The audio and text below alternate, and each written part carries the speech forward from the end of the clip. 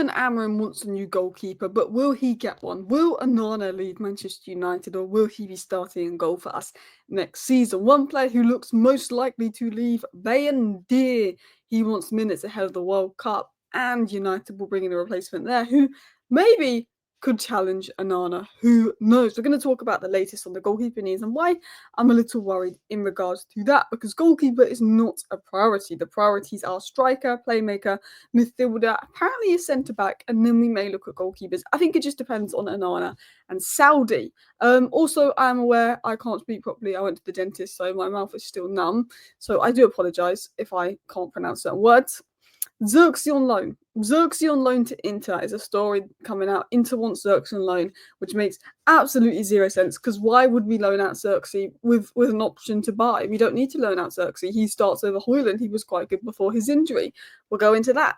Jonathan David is now a free agent. Why Manchester United should go in for Jonathan David, and a few news stories. So, hello, and welcome back to Alice Talks Football, and welcome back to your 10-minute Manchester United news, transfer news, and update roundup. I apologise that this video is coming out later, but my face has been numb for about 3 hours now, and it's finally wearing off, so I can sort of speak.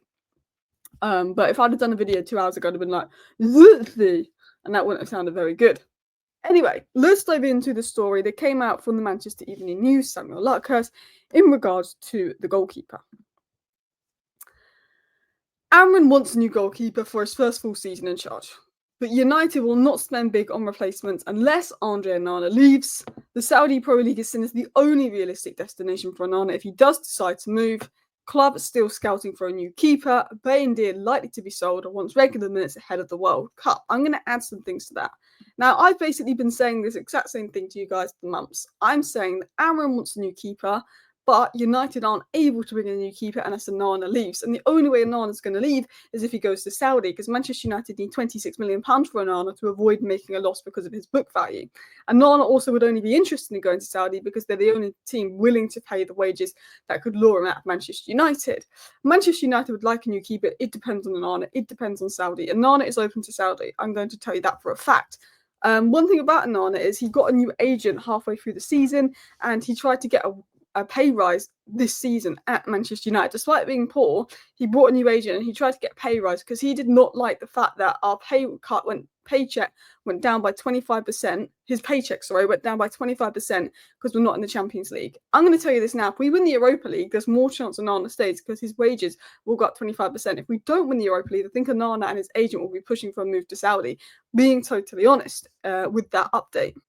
Man Utd will be a lot easier to sell. I'm sure that he will go somewhere. We only need like 2 million. I think we'd sell him, and then we'd probably look at replacements. It was also said that Manchester United do not regard a goalkeeper as a priority target this summer, which does worry me. Like, look, I get like the priority striker, creative midfielder, definitely a centre mid. They are the 3 priorities, and there's probably 4 positions we need more than a goalkeeper, but we still should be seriously having a look at a new goalkeeper, especially if Ruben Amorim doesn't rate Onana and wants someone to come in. I guess it massively depends on sales. I guess we have to think of how much can we financially do this summer, because it is annoying that we're broke. You see Manchester City there in 7th place in January, and they go and spend 200 million in January. They're now looking to spend another 200 million on Wirtz and Reinders and get that done before June. And we've been talking to Cunha for 4 weeks. Real Madrid started talking to Højlund 2 days ago. Deal done. Liverpool started talking to Frimpong last week. Deal almost done. We've been talking to Cunha for about 2 months. That deal is dragging on. It's so annoying. I think goalkeeper probably needs to be a priority if that's what Ruben Amorim wants. I get that there's definitely 3 or 4 positions we need more than a goalkeeper, but I don't think it's one we could ignore. It does worry me a little bit. Like, Man Utd is not good enough. Onana, I thought he started the season well, but it's been quite poor since Amorim's come in. Clearly, Amorim doesn't rate him. He's not been convincing. In terms of goalkeepers, though, James Trafford, I think he's going to Newcastle. He's been linked to us. You've got Lemens and you've got Joan Garcia with a £21 million release clause, both in the 20 million range. I think if we do get a new goalkeeper, we're not going to be spending more than 20 million. You look at Inter, they got nearly £50 million for Andre Onana, and they went and signed Sommer for 6 million. How good was Sommer in the Champions League, man? We need to find like a Sommer, someone that's going to be available for like 10 million that's going to be class. We could have got Suzuki for about 5 million a few years back, but because we signed Onana, he said no because he wanted to be a regular. Anyway, let's get into the Zirkzee news. Oh, my mouth is so numb still, but hopefully I don't butcher the pronunciation. So this has come out from Italian sources. Inter are thinking about Zirkzee. Idea is loan plus buy option that could be obligatory under certain conditions. Salary not an obstacle. That's because Zirkzee's barely on a salary compared to other players. Anyway, loaning Zirkzee would make no sense. You loan a player out if you want to sell them and get their value up. Right now, who starts our best team? Zirkzee, Højlund, Zirkzee. Zirkzee had a poor 30 months at United, and in January, it could have looked like a possibility. But before Zirkzee got injured, he was our best attacker. He was fully fit. He was in shape. He was showing what he could bring. He was growing and confident, and I miss Zirkzee.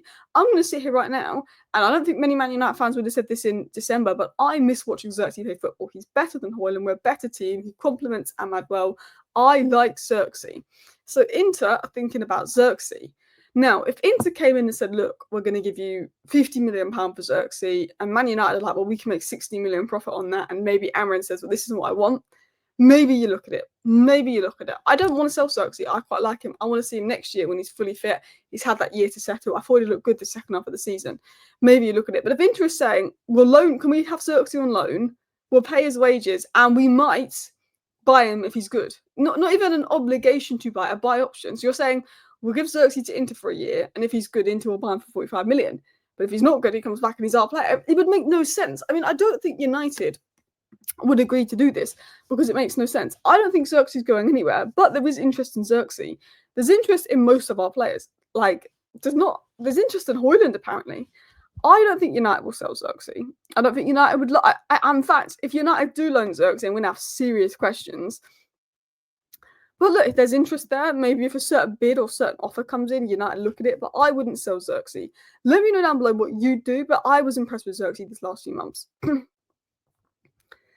If I was going to loan out a player, I'd loan out Rasmus Højlund. Rasmus Højlund needs a loan. Zirkzee doesn't. Rasmus Højlund desperately needs a loan over to Italy to get his confidence up because he's so far off it. Even like chances he would score last season, I feel like he's not being as clinical.